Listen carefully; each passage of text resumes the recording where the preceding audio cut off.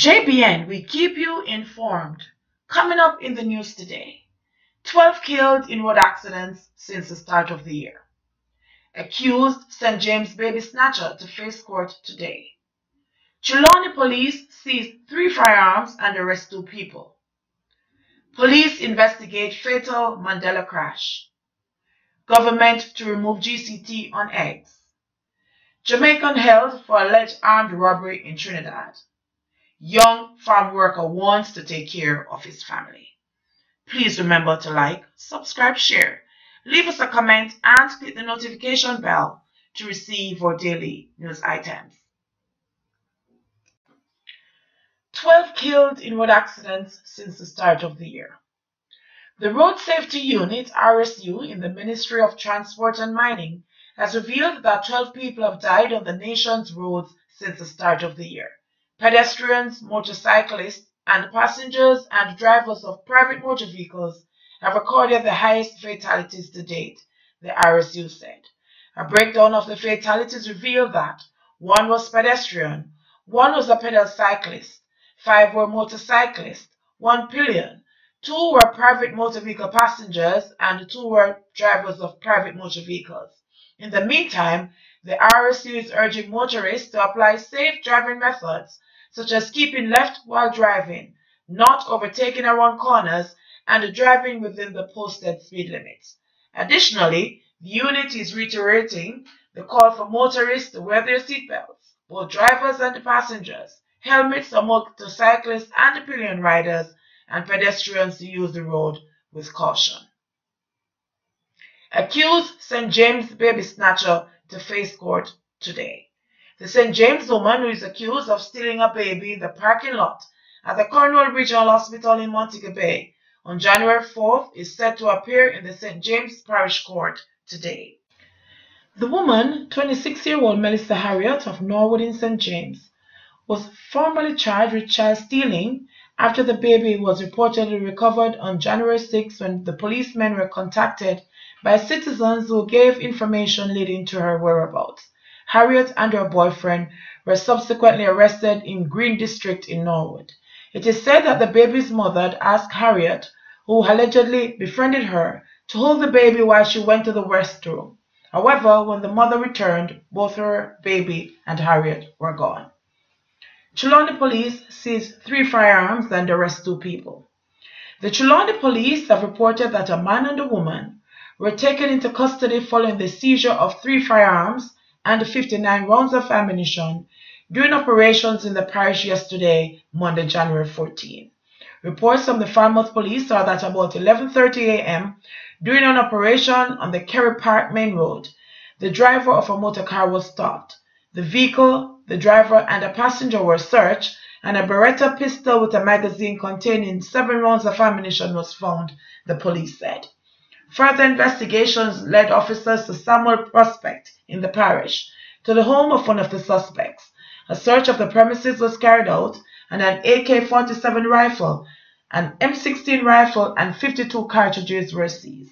Both persons were taken into custody. However, their identities are being withheld pending further investigations.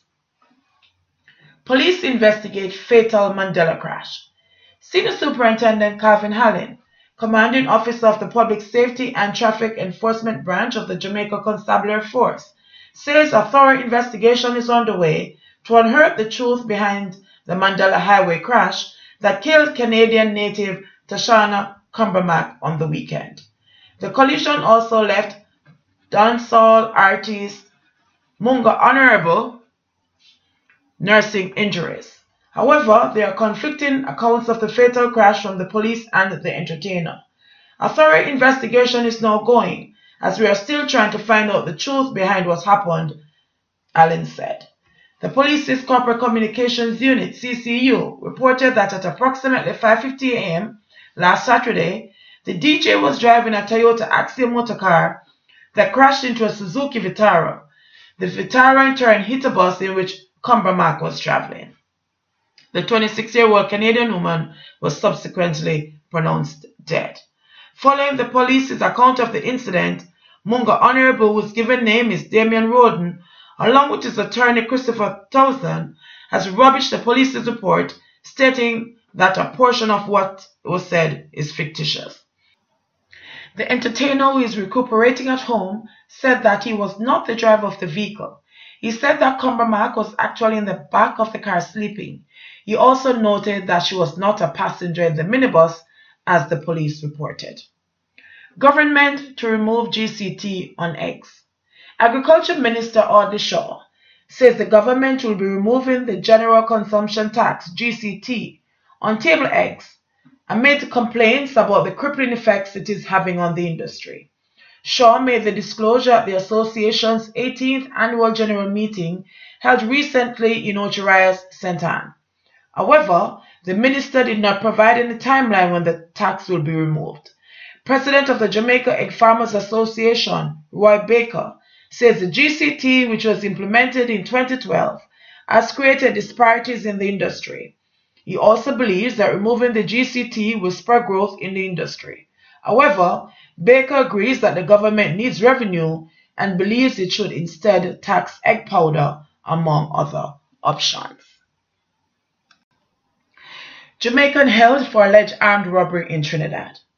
A 20-year-old Jamaican national is before the courts in Trinidad and Tobago on allegations of robbing a taxi driver in the Twin Island Republic. The suspect was arrested on Saturday afternoon by officers of the Besson Street police station. According to police reports, about 1:15 p.m., the victim, a 43-year-old man, was plying his maxi taxi along the Priority Bus route in Port of Spain, when upon reaching the vicinity of 3rd Avenue, Barataria, he picked up 3 people. The men, upon nearing the Serval School in Lanvantale, signaled they wanted to stop. However, instead of paying the driver, they pulled out firearms and robbed the man before making their escape. The police were notified, and a team of officers from the Besson Street police station responded. The officers, acting upon intelligence that the men were in the vicinity of Erica Street, went to the location where, upon their arrival, they observed 3 men who matched the descriptions of the suspects. The officers reportedly challenged the 3, who then attempted to escape on foot by running along to the eastern main road. The officers gave chase and caught one of the suspects, the Jamaican national, while the other 2 men escaped. The suspect was questioned and was identified by the taxi driver as one of the men who robbed him at gunpoint. As a result, the 20-year-old was charged and is due before the courts. The other 2 suspects are still on the run. Young farm worker wants to take care of his family. The decision to be separated from his heavily pregnant girlfriend for 8 months is not an easy task for first-time farm worker Jermaine Wilson. This is further compounded by the fact that he will not be present for the birth of his first child later this month. Despite the apprehension, Wilson is reassured by the fact that his absence means he will be entered into a job in Canada and will therefore be in a better position to take care of his family back home. He is among a batch of close to 300 Jamaicans who have taken up employment opportunities in Canada under the Seasonal Agricultural Workers Program. My girlfriend should have the baby about January 23, and I'm not going to be here, but it's the best for us, so I have to go and do my best and provide for them and see to it that they are all right and all is well, he said during a send-off ceremony at the Labour Ministry's Overseas Employment Services Centre in downtown Kingston recently.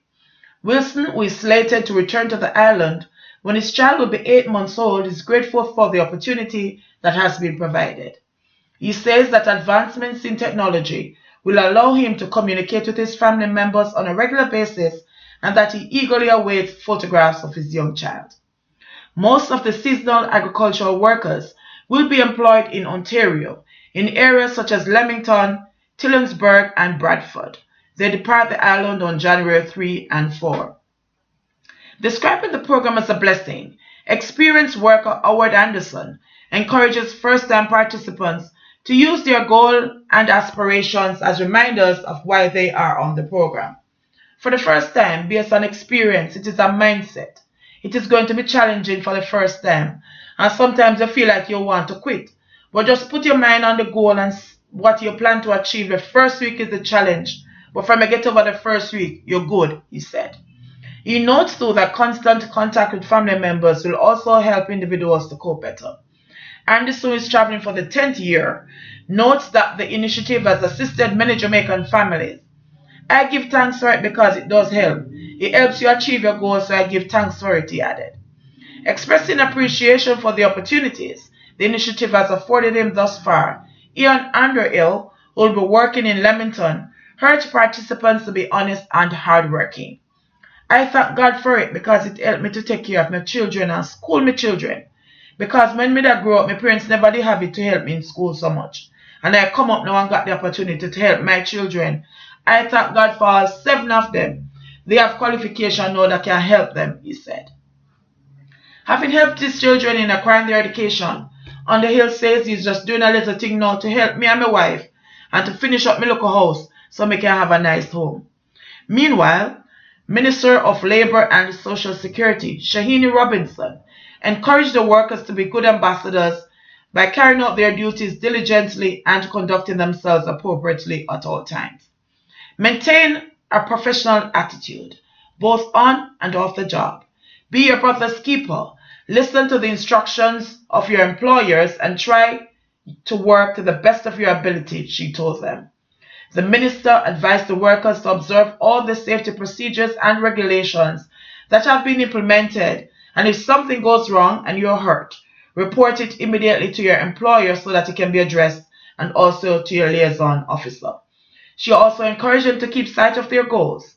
When you receive the call from the ministry that you should prepare yourselves for travel to Canada, apart from the excitement that you felt, you must have made some plans, came up with some ideas as to what you would like to achieve and a vision of how you and your family could benefit from this opportunity.